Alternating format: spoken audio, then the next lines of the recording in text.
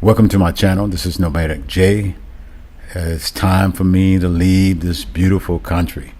After being here 3 months, I wanted to kind of give you some of my thoughts or impressions or opinions of this beautiful country.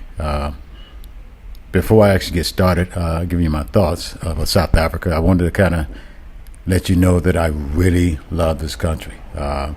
Again, when I first planned this trip, I was only supposed to stay 2 weeks in Johannesburg and 2 weeks in Cape Town. That's it. And then after that, I was just supposed to go to another country, no specific country. That was part of the plan. Almost 3 months later, I'm still here in South Africa. Shows that I really, really enjoyed this place. And again, before I give my thoughts, I'm going to give you some B-roll. Some of the B-roll has nothing to do with the thoughts. It's just, so you won't be bored looking at me for a period of time. So I just want to share that with you. Just show images of this beautiful, beautiful country, which I really knew nothing about, to be honest with you, prior to getting here. I knew the basic. I knew a little bit about Johannesburg. I knew a little bit about Cape Town. And I knew a little bit about Soweto. I knew it was kind of modern, you know what I mean? So I didn't have any illusion about people living in huts or dirt houses or anything like that. I think, I've traveled enough and seen it enough that I knew that South Africa wasn't like that. But again, I really knew nothing about South Africa, only up until a couple of days. In fact, I didn't even know Durban was in South Africa. That just shows how much I knew about South Africa. In fact, I honestly thought Durban was somewhere else, like the Middle East. I don't know why. Maybe I got it mixed up with Doha and a few other places, but I had no idea where it was until maybe 1 or 2 days prior to getting here. In fact, once I learned that Durban's in actually in South Africa, I said, man, I haven't really done. I've really done little research other than the basic about Johannesburg and Cape Town, but I didn't do anything for Cape Town. So as soon as I arrived in the city, I asked the Uber driver, which is South Africa was the first city. I asked the Uber driver, tell me a little about Durban. Now, as you may know, anytime you go to a new city, sometimes the taxi or Uber drivers are kind of like the unofficial tourist ambassador for the location. So I just assumed he was going to give me some of the basic, touristic thing about Durban. I mean, he said basically two things. It's the home of the Zulus, which is interesting. I said, wow, I didn't know that. Now, I'll be honest with you, I don't know a lot about the Zulus, but I knew I heard of it. I knew it was a tribe. And be honest with you, I didn't even know it was a part of South Africa. I know it. Yeah, I don't know that. And I like to think I'm kind of somewhat of a world traveler, that I've been exposed outside the U.S. In the U.S., we've heard of Zulu, but I'll be honest with you, a lot of people probably couldn't tell you where it came from. They just know it's Africa. You know what I mean? That's probably about the only name for most Americans, especially African Americans. You know what I mean? I'm not talking about the ones who are tuned into Africa and know the history and the culture and the things about it. I'm talking about just the average people just know this is the motherland. So anyway. Don't want to kind of belabor that too long. So let me actually get into my opinion. Let's start off with I consider like the elephant in the room, and that's load shedding. Now, load shedding, for people who don't know, load shedding is pretty much a controlled blackouts. And it's been going on for a long, long time in South Africa. And what I realize is that being here, it just seems it's from what I've read and actually from what I've seen, and even from the minister of, I'm not even sure what his position, but whoever controlled the electrical plants in the country, said it's might actually get dire. So I don't know what that means. I just know it's, it can be really extreme, but it just doesn't seem, at least from my perspective, to be kind of equal across the board. I was in Johannesburg for a couple of weeks, right, and stayed downtown, or CBD is what they call it, Central Business District of Johannesburg. So I got it hands-on 4 times a day, seemed like it, and it was rough. And I think when I was just walking downtown, I thought it was just interesting how nonchalant people, dealt with it. You walk by stores, they be dark, but there still be people working and open, and there'd be generators everywhere. It was just interesting. Traffic lights, no traffic light, no street lights. So here it is, me trying to deal with, cars going the opposite direction from what I'm used to, and cars with no traffic lights, not knowing, and they're busy. And at least it wasn't even controlled by, at least a few that I saw when I first got here, controlled by anybody. So that was kind of a unique adjustment to get used to that. And I go from Johannesburg after a couple of weeks. Then I decided to go to Durban. I was just interested in Durban, before I decided to go to Cape Town. So I ended up going to Cape Town, and of course, it seemed to be less of effect there. Now, I don't know if this is because of timing or what, because it might have been the same way in Johannesburg. I just didn't feel it. But it just seemed like when I got there, it was like once a day, 2 days, no load shedding. That's interesting. I just said, wow, okay, this doesn't seem to be totally fair, from my perspective. But anyway, went to Durban, and after that I went to Cape Town, where it didn't seem to exist. I did learn later that, Cape Town has somewhat of a hydroelectric plant that kind of supplement it, so the effects is not as extreme that you may find in Johannesburg or some of the other areas. Because other than a couple of street lights, I didn't feel it at all for the whole month I was there.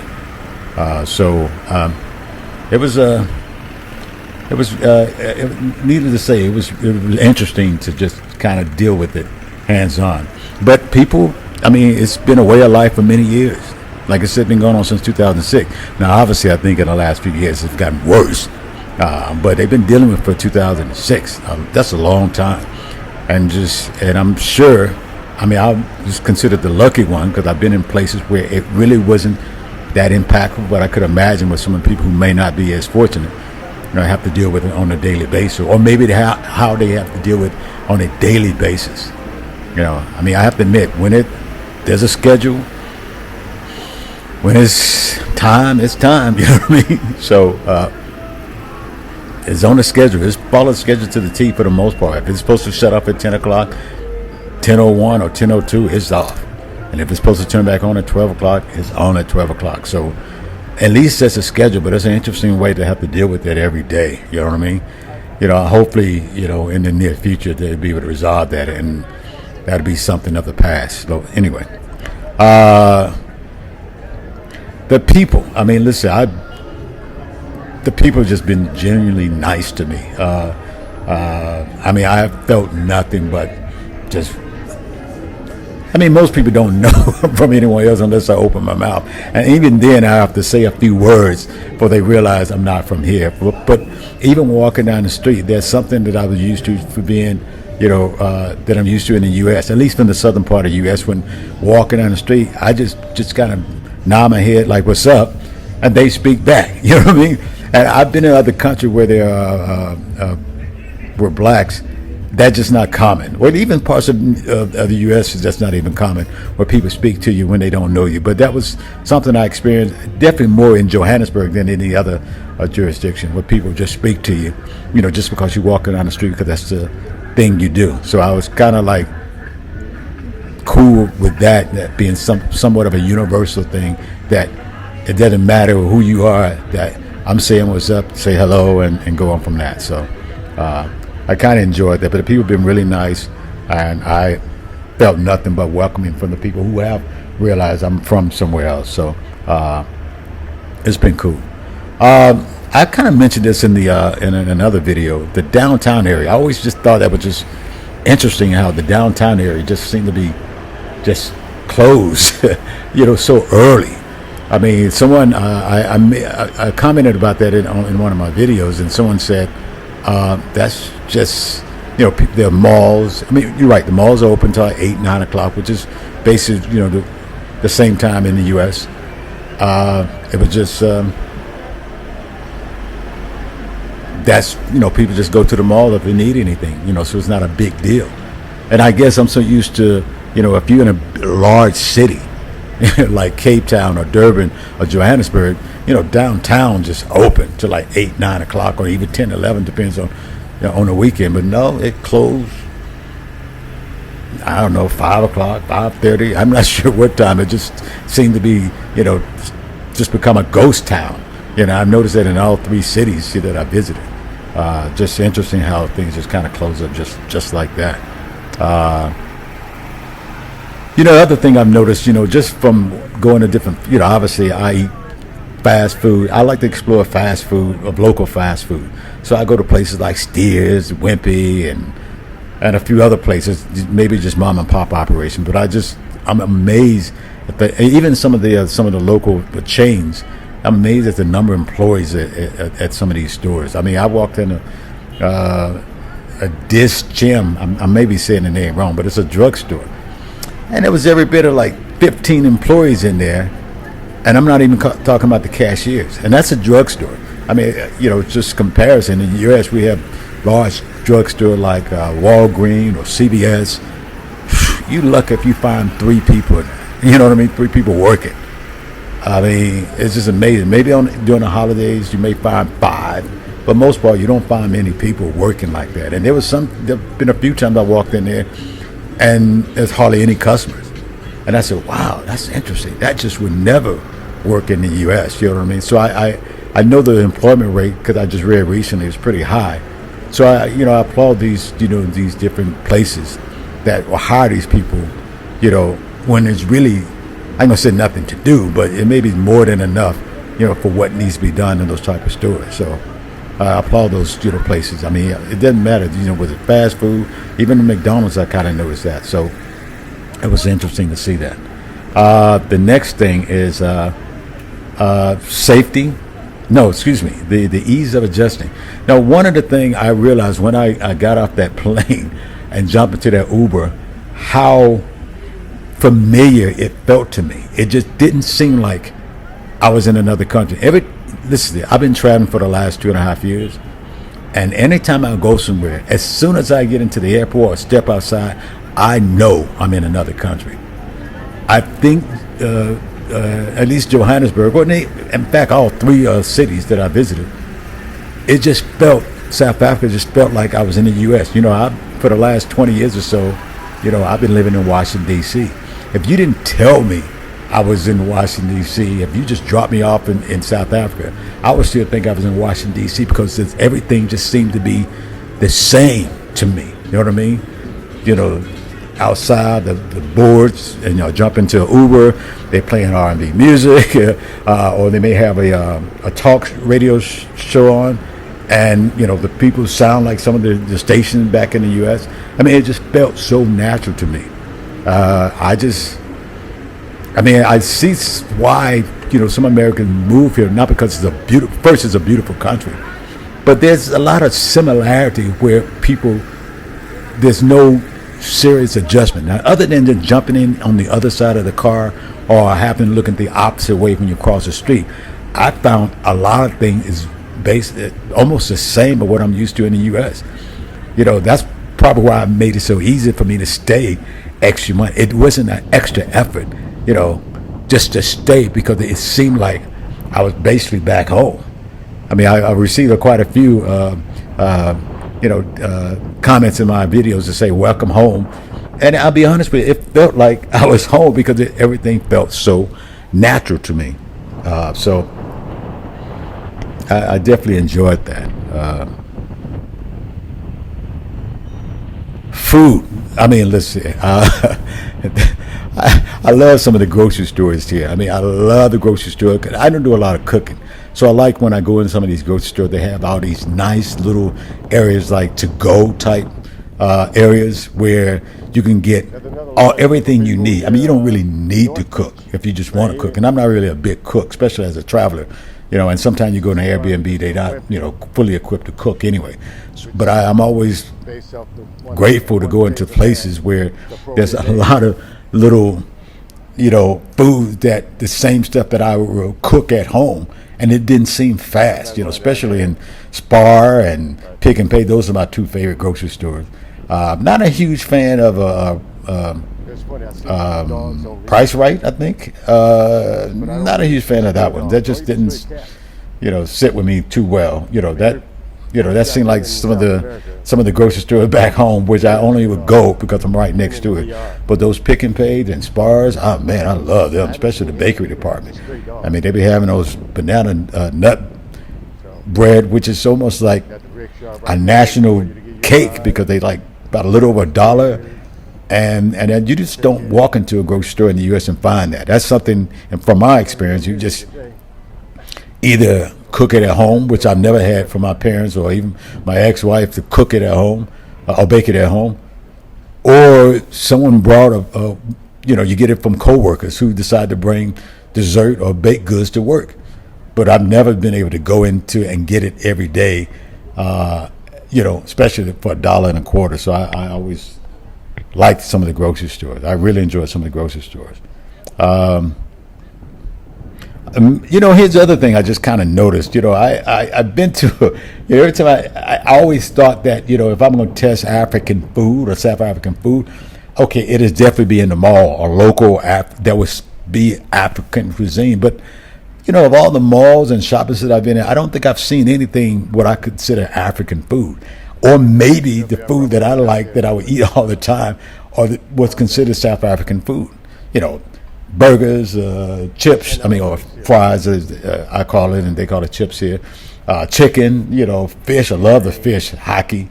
I've never heard hacky before. And that sneesk, I'm jacking up that name, but that's another type fish. I'm not a big fan of that one, but that hacky fish, oh my gosh, I love that fish. And it seems like you find it everywhere. I mean, it's similar to, I guess, like whiting or cod in the U.S., flaky, not a lot of bones, fresh. I love that fish to death. But you definitely find it everywhere, and it's really, really cheap. Super, super cheap. You can find some really good food like that. But again, I didn't see anything what I consider African restaurant. I've seen two places, one in Johannesburg and one in Cape Town, that said African restaurant on the front. And I'm thinking, okay, I'm in South Africa. But what country? You know what I mean? So I didn't test them out, because, I just happened to notice it on the street. But I didn't see too many other places. So I don't really know what is South African food because, again, I just expect to test it out at a mall somewhere. You know what I mean? Other than just one little place I kind of caught the pap, which I learned about, and some type of chicken stew. That's the only, I guess, South African food I had that I went to an actual kind of like a little mom and pop operation, where there was a long lines. I just kind of said, okay, let me test it out. So anyway, yeah. Airplanes, airport. I just love the little airports around here. How they do things at the airport. First you get the free trolley. I kind of mentioned it in one of my videos. And also I love how, what's the word I'm looking for? But anyway, how you enter, and exit a plane. I've never seen, at least in the U.S. and other countries I've been in, where they actually exit or use the back exit to enter or exit a plane. But that seemed to be common, at least the one airlines that I use. I don't know if the other airline, but Safair, I'll make sure I put it right down. But that's kind of like one of the main airlines, and I was just surprised at discipline. When they land, people. In fact, I think I was the only one who got up and just started. As soon as they landed and they stopped, I just got up and do what we always do. Go and put on my luggage. But I was the only one who got up, and I realized, like, oh, okay, that's not what we're supposed to do. The flight attendant is going to kind of give us, the instruction on who and when and so on and so forth. But I appreciate that. You know what I mean? Because at the end of the day, if you're in the middle of the plane, you can't get out any quicker. So you still almost got to wait till everyone up front to leave anyway. So why rush? And I just kind of enjoyed that. I don't really have anything about this, but I think the airport in Durban is called King Shaka, and that was just something interesting when I noticed that on my, when I booked a flight to Durban. Interesting. The name of the airport is King Shaka. Now, I've heard of King Shaka Zulu. We've heard of that in the U.S. Don't know much about it. And I'd be honest with you, I think a lot of us probably think it's some type of mythical person and not even a real person, you know. So I knew it was a real person, but there's a lot of people who don't know it was a real person in the U.S. So it was just interesting to arrive and say, wow, King Shaka Airport. So I kind of enjoyed that. Customer service. Now, let's say that's what is similar to the U.S. as far as customer service. Good and bad. I mean, it seems like in the kind of the hood areas, you know, if you're going to a fast food place, I mean, you're going to get just the same as the U.S. The customer service is going to suck. Mean people at the front and so on and so forth. And, of course, if you're in a nicer area, the nicer mall, customer service is going to be good. I just, be honest with you, that's the way it is in the U.S. So I really felt like home when I ran into that issue. I said, okay, this is definitely like the U.S. Go-to. I mean, and again, this is an observation or thought. I mean, you know, obviously in the U.S. there's different cities that where people, you know, African Americans wear, you know, I mean, you know, maybe sporting a go-to. You know, Miami, St. Louis, Texas, some teeth, New Orleans, Baltimore. There's a couple other cities I can't think right now. But I was surprised at Durban because when I got there was a lot of people with just, you know, with a gold tooth, and I'm thinking, wow, that's interesting, you know. And I would love to know the reason behind it because the blacks and the Indians. I mean, I was just amazed by that. Women, men, and women. So, gold tooth having a gold tooth has definitely seemed to be a common thing in Durban. I've seen it in Soweto or at least Johannesburg, but not much. You know what I mean? So maybe that's a Zulu thing. I don't know. But then again, the Indians were wearing it too. So maybe that's a Durban thing. So I thought that was interesting. Let's see. You know, another little thing. You know, I always try to explore like the fast food places. You know, especially the local ones. You know, Steers and Wimpy. Wimpy, I'm not a big fan of, but I would go there. I'm just not a fan of Wimpy. I mean, and the fact that it seemed like the only thing in the airport is just kind of like, wow. There's no option, you know what I mean? I'm not a fan of it, but I will eat there. So not a fan of Wimpy, but some of the other places, Steers, and I did notice that the beef does taste different. I mean, it seemed to be more real, but there's still a unique taste to it. I didn't find that in everywhere. I mean, obviously, if you go to the American fast food, you know, Burger King, McDonald's, or whatever, the beef tastes like what I'm used to in the U.S., but if I go to some of the local places, even some of the local places for South Africa, there's a unique taste to the beef, and I'm not sure what's going on with it. I mean, it's not bad, but there's definitely a taste to it. You know what I mean? Another thing at fast food places, I've noticed how, you know, some of the people at the line, the front service people at the cashier don't really have power to make, you know, really simple decisions. At least a few places that I visited. Like for instance, you see a combo meal up there, and it has a Coke, but you want a Diet Coke. There was a couple places, at least 3 places, where they actually had to get manager approval for me to get a Diet Coke. I didn't understand that. I mean, I was willing to pay more, even don't know why, but I mean, I wanted a Diet Coke and not a real Coke, but it was almost like an issue.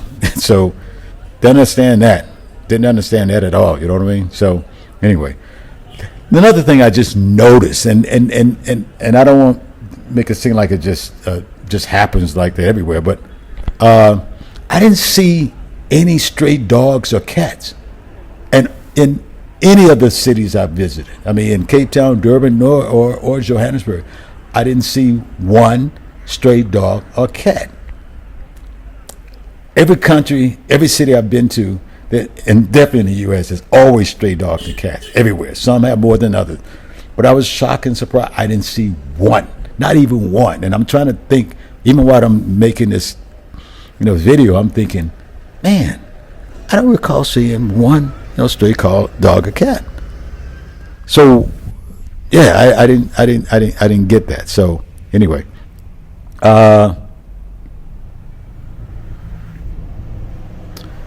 let's see what else. Oh, okay. Let's hurry up.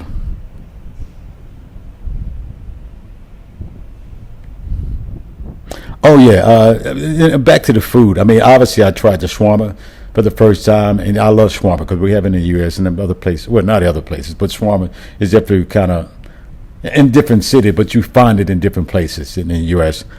One of the things I just kind of threw me off, it was that they fries is kind of like common to include as part of the shawarma. So if you have chicken or beef, you may find a lot of fries. I think the first time I bought one, it was super heavy. I said, "Oh my God, they gave me a lot of meat. This is gonna be good." And when I bit into it, I said, "Oh man, they got fries in here." I love fries, but I'm a one fry person. In other words, I like to eat one fry at a time. And having that many potatoes, along with beef, it was just too heavy, too much for me. So the next few times I bought it, I always asked them to not include the fries. I mean, I didn't want it on the side or anything. I just don't want, it's part of my shawarma. So that's something that's kind of common here. Music. I think one of the things I didn't expect is how super popular R&B music is here. I mean, I know R&B music is popular, but I just figured, the international R&B stars from the back in the day, like Earth, Wind, and Fire, and just those big artists. But to jump into an Uber and they playing someone like Tamia or Howard Thomas, and then I jump into another Uber, they playing Patti LaBelle. I didn't expect it, and I think one night I was in Cape Town. Loud music, which is weird to have loud music playing, that one night. I guess they were having a party, and to hear, Shalimar and, I guess I didn't expect that type of music, R&B, to be played here. And as even going into, I think I was in, H&M, they were just playing at the mall, at Centon Mall in Johannesburg. They were just playing just strictly solid, good old-fashioned R&B music. And I didn't expect it. I'll be honest with you, I don't think I heard any South African or African music anywhere. If I did, it might have been one time. And again, to get into a car, Uber, or whatever, and they playing, either music, R&B music, or talk radio. I just didn't expect that. One of the things that kind of I thought it was kind of interesting. The Uber driver, again, we was kind of like stuck in traffic. The first Uber driver when I arrived in Johannesburg, we talked a little bit, and then he was, kind of showing me a little part of the city as he was taking to my Airbnb downtown in Johannesburg, and he was talking about Hillbrow area, which is, considered a really bad area in Johannesburg. But he's saying, obviously that's where a lot of the blacks used to live, but now they moved out to the suburb, and now a lot of foreigners have moved in. Now, obviously, when we were passing by, I was looking at the people, and I'm thinking, okay, who is he referring to? Because they all look black to me, you know what I mean? So what foreigners are he referring to? And I asked him, I said, foreigners, what kind of foreigners? Because, again, that was kind of unique to me when he referred to them as foreigner, because they all look the same to me. He said, a lot of Nigerians, Uganda, and I think he mentioned another country. And I said, interesting. And I guess in the U.S., foreigners, a lot of time we don't really refer to, Africans or people from the Caribbean as foreigners. We may just say Africans, a lot of Africans in that area, or a lot of Caribbeans in that area, but we never really called them foreigner. Now, obviously, white people may call them foreigners, no matter if they're not from the U.S. And then technically, he's right. It's just weird that other black people, we just never kind of refer to them as foreigners, per se. You know what I mean? So I thought that was interesting. And in fact, I think I received a comment where, I think I was walking around down Johannesburg downtown, and someone made a comment about, not liking the stands and, crowd in the streets with a lot of foreigners. And again, from what I remember, 95% of those people were black people. So again, they looked, I guess they were probably from other countries. And then technically he's right. It's just interesting to hear it from that perspective. You know what I mean?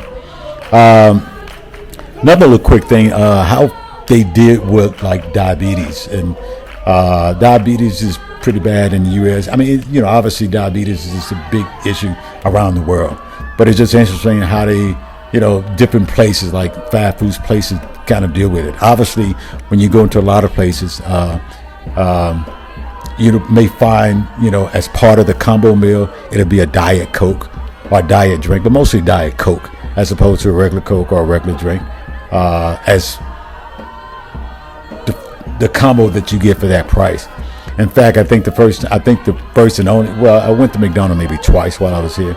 The first time, because it was right near the Airbnb where I was living at, in Johannesburg, and on the menu they had a GI sandwich. Now GI stands for glycemic index. So obviously the lower the glycemic index, the less chance that you may have any type of, insulin resistance or diabetes and so on and so forth. So I was surprised that they had a sandwich with a low GI in McDonald's. So to me, I'm thinking like, wow, that the people must be really educated by GI, because to go into McDonald's and only see the word GI and a sandwich, that means everyone is kind of like understood that people know what that means. So I applaud them for approaching it at that angle. I don't think in the U.S., we don't really have it from that angle where different fast food are trying their best, to kind of offer an alternative. So I appreciate that.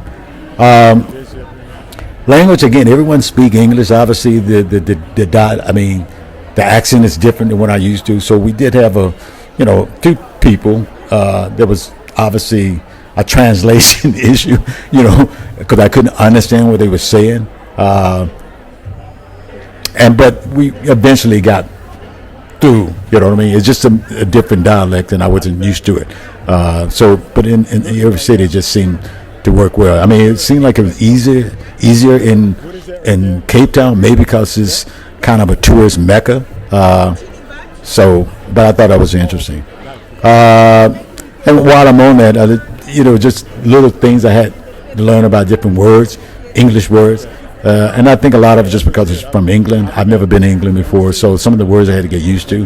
For instance, like, if I order something to go, I say to go. And then they say take away. I said, take away. The first day I got here, I kept seeing this the word to let, and to let. I'm thinking like, what is to let? I mean, it was everywhere on all the building. It didn't dawn on me that meant to rent or to lease. I thought it was like a festival that was coming up, and to let festival was coming up. It was just funny that I learned later that to let means to rent or to lease. I've heard sublet before, but I never heard to let, for to rent or to live. Obviously, elevator, they use lift. Queue, obviously, line. Water, you're going to see, for regular water, they use still water, but that's something you see on the bottle itself if you buy water. And of course, and I think this is more of a slang word than actual word. Drop a comment below. Let me know if what it means or if I'm saying it right. But I think when I was in Durban, I was at KFC, and the young lady said, "Do you want a can? No, a cup or a bati? A cup or a bati?" And I said, "What? A cup or a bati?" I heard cup, but she kept saying bati. And then of course the cashier right next to it said, "A bottle." That's what we say around here for a bottle. I don't even know how to spell that. So drop a comment below. Let me know what that means. If that's just a Durban thing, because I didn't hear it in Johannesburg, and I definitely didn't hear it in Cape Town. No, excuse me. Yeah, in Cape Town. So anyway, and lastly, let's hear. And I don't want to. And out of respect, I don't want to come across as disrespectful, but the women, really fine, thick women here. I mean, thick. Now, listen, the thickness that. When I heard of Africa, I've always been told that what I've seen here is either in Ghana or Uganda.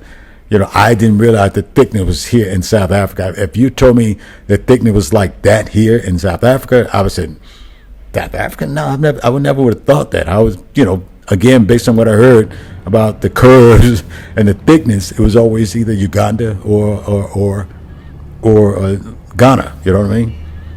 That's what I heard. So anyway, and another thing I have to admit, and again, this is no disrespect to the women here. Again, I applaud the freedom that they have to do this and not be pressured.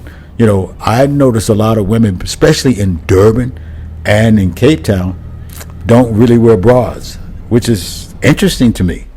They do not wear bras. It's almost like I'll be going to eat somewhere and I see women coming from the offices or heading to work, and you can clearly see just okay, they're not wearing bras.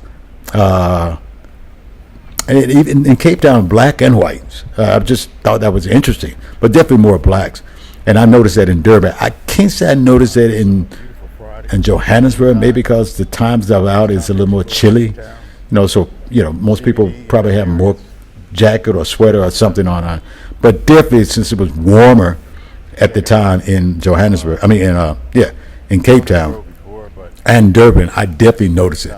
And I said, wow, that must be interesting to have that much freedom, because even if you wanted to in the U.S., society and pressure will force you, then you have to wear a bra in the U.S. And probably other countries too, but definitely in the U.S. That just especially going to work, and if you're kind of like in doubt or whatever, you may be disciplined or sent home. You know what I mean? So I applaud the freedom that the women have and not have that pressure. I have a daughter. She's older now, but even just imagine seeing that some of the little girls, not be forced to kind of wear training bras, because I didn't see a lot of that. Even for little girls, who probably in the U.S. would definitely would need one. Especially if you watch some of the singing groups, that they weren't under any pressure to wear it. And I applaud, the not being pressured to wear that if you don't want to. So shout out to South Africa for giving the women and the freedom to do that, But yeah, that's it. I mean, again, these are my thoughts. I actually had to redo this video because it was super, super long, and it even still long. But, again, I really appreciate if you stayed to the end. I appreciate that. I love this country. I really do. If I was in the plan to moving, this definitely be one of the top places I would move to. I'm still in that traveling mode, and if I wanted to live outside the country, this is the only place I would even consider. And if you've been following my channel, you know that I'm a huge fan of Colombia. You know what I mean? I would go there, but I don't know that South Africa is is at the top of my list now if I was to move somewhere, because again, I think whether we admit it or not, there's a lot of there's some things in the U.S. we do not like. A lot of things, the political and some of the, issues that we deal as a society, racism and so on and so forth. But there's a lot of things that we do like, you know what I mean? Some of the quality of life that we used to, a lot of time we would like to take with us, you know what I mean? And that's just the way it is. And to me, in South Africa just seemed to be the same in the quality of life. I mean, I'm not disregarding the other people in this country who having a hard time. I've seen, some of the bad parts of Soweto, and then obviously, some of the, the township that, right outside the airport of Cape Town. So, some people living rough here, and I understand a lot of things are still generational from apartheid, and some people haven't changed for a lot of people. But again, just from that, I mean, this seemed to be a really great country, really great people, and I really felt welcome here. And again, I appreciate being here, and I definitely want to come back, especially to visit, maybe not this year, but hopefully next year or the next. So anyway, thank you for watching. Hope you continue to follow me until I go into the next video, and I will see you in the next video. Thank you for watching.